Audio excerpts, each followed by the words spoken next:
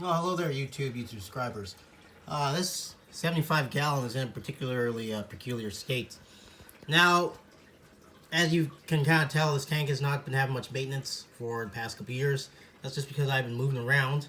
Currently, I've moved to another town, actually, and I gotta move back there in the fall to do my job, and then I wonder how long I'll stay in that town. I'm still not sure yet. This tank is in a peculiar situation. This tank has not had basically direct light from the basically the light fixture up here probably for a good 4 or 5 months. The only light that this tank has been getting has been tank basically from the room window. And as you can tell, the Anubias in this tank, even though they're all kind of crooked and warped looking now because they aren't properly anchored to wood, they're growing perfectly fine. So that kind of just proves that Anubias don't really need much light. Now, in this tank right now, all there is one giant dano back here.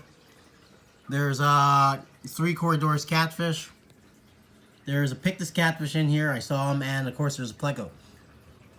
So all the fish in this tank, they're all pretty old.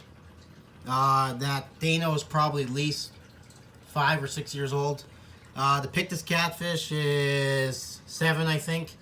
The pleco is 15 years old, and then the corridors catfish are, I think, approaching 10 years old. So I guess this tank just keeps running as long as possible.